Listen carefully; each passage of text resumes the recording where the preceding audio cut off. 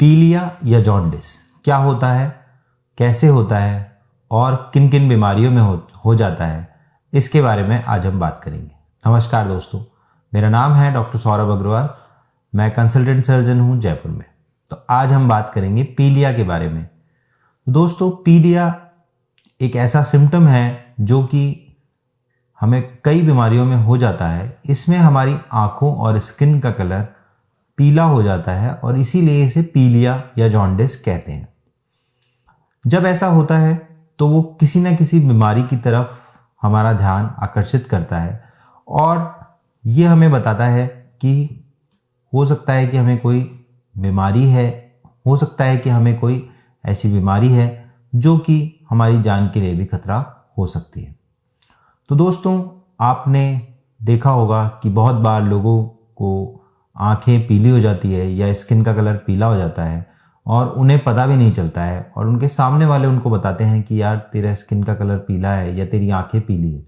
तो ये एक ऐसा सिम्टम है जो कि आदमी कई बार खुद नहीं एक्सपीरियंस कर पाता और उसे सामने वाला बताता है कि तेरा को ये प्रॉब्लम हो रही है। दोस्तों, ये पीलिया कब होता है इसके बारे में हम जानते हैं। तो नॉर्मली जो ये पीलिया होता है, ये बिलिरुबिन जो हमारे शरीर में एक एंजाइम है उसके डिग्रेडेशन की वजह से होता है। जब वो सही तरीके से प्रोसेस नहीं हो पाता है तो हमें पीलिया का सिम्टम हो जाता है। तो ये बिलिरुबिन क्या है? ये बिलिरुबिन एक बाय प्रोडक्ट है जो कि आरबीसीज के डिग्रेडेशन से बनता है और जब ये ढंग से प्रोसेस नहीं हो पाता है तो हमें पीलिया का एहसास होता है और हमें पीलिया हो जाता है।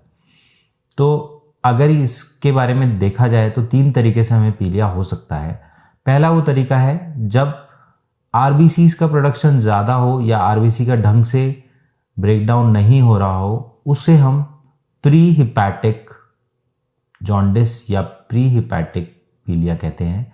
और इसमें जब लिवर होता है जो कि हमारे बिलिरुबिन को नॉर्मली प्रोसेस करता है, उससे पहले ही इतनी सारी आरबीसीज के डिग्रेडेशन का प्रोडक्ट मिलता है कि वो उसे प्रोसेस करने की ज़रूरत भी नहीं पड़ती है और वो हमारे शरीर में पूरा बिलिरुबिन फैल जाता है और इस वजह से पीलिया का एहसास होता है। तो ये जो प्री हिपैटिक जॉन्डिस है, ये normally sickle cell anaemia, malaria, thalassaemia या फिर ब्लड डिस्कैरियोसिस में पाया जाता है। इसके अलावा जो दूसरा जॉन्डिस है उसे हम बोलते हैं हिपैटिक जॉन्डिस। ये जो जॉन्डिस है, इसमें जो लिवर सेल्स हैं ये अपना काम ठीक से नहीं कर पा रही होती, इस वजह से ये जॉन्डिस होता है। ये नॉर्मली लिवर के कैंसर्स, लिवर के अंदर हेपेटाइटिस का हो जाना या फिर सिरोसिस के अंदर ये पीलिया होता है। इसे हम हिपैटिक जॉन्डिस भी कहते हैं। तीसरा जो पीलिया होता है वो होता है पोस्ट हिपैटिक जॉन्डिस या ऑब्स्ट्रक्टिव जॉन्डिस। इसमें लिवर से निकलने के बाद जो बाइल है वो ऑब्स्ट्रक्ट हो रहा होता है, इसीलिए इसका नाम ऑब्स्ट्रक्टिव जॉन्डिस है और उसका फ्लो बाउल तक यानी कि हमारी आंतों तक रुक जाता है, इसलिए इसको पोस्ट हिपैटिक जॉन्डिस कहते हैं। तो ये जो पोस्ट हिपैटिक जॉन्डिस है ये नॉर्मली जब गॉल स्टोन्स हमारे सीवीडी में आ जाते हैं तब हो जाता है। इसके अलावा जो बिलियरी ट्रैक्ट है उसके स्ट्रिक्चर्स होते हैं तब हो जाता है, या फिर पैनक्रियास के ट्यूमर्स या मैलिग्नेंस कंडीशन में भी पोस्ट हिपैटिक जॉन्डिस हो जाता है। इसके अलावा जो पेरीएम्पुलरी कार्सिनोमा है, जो गॉल ब्लैडर कैंसर है, उनके अंदर भी पोस्ट हिपैटिक या फिर ऑब्स्ट्रक्टिव जॉन्डिस देखा गया है। अगर कोई ड्यूडेनम का ट्यूमर है जो कि वहाँ पर ऑब्स्ट्रक्ट कर रहा है, वो भी पोस्ट हिपैटिक जॉन्डिस कॉज करता है। इसके अलावा कोई और ट्यूमर जो उस जगह का है और वो हमारी कॉमन बाइल डक्ट को दबा रहा है, उस कंडीशन में भी पोस्ट हिपैटिक जॉन्डिस हो जाता है। अब दोस्तों, इनके अलावा एक और जॉन्डिस जो पाया गया है वो है नियोनेटल जॉन्डिस। और वो नियोनेटल जॉन्डिस छोटे बच्चों में जो कि 1 साल से कम उम्र पैदा होने के कुछ ही दिनों बाद होता है, हफ्ते 10 दिन या 15 दिन के अंदर अंदर, उसको हम नियोनेटल जॉन्डिस कहते हैं। ये नियोनेटल जॉन्डिस इसलिए होता है क्योंकि लिवर जो बच्चों का होता है वो कमज़ोर होता है और इसलिए जैसे ही वो बच्चे बाहर आते हैं सराउंडिंग्स में, वो उसको प्रोसेस नहीं कर पाता और उनको जॉन्डिस हो जाता है। इसका प्रमुख कारण एक तो फिजियोलॉजिकल होता है, दूसरा ब्रेस्ट फीडिंग होता है। इसके अलावा किसी इन्फेक्शन की वजह से भी बच्चों को जॉन्डिस हो सकता है।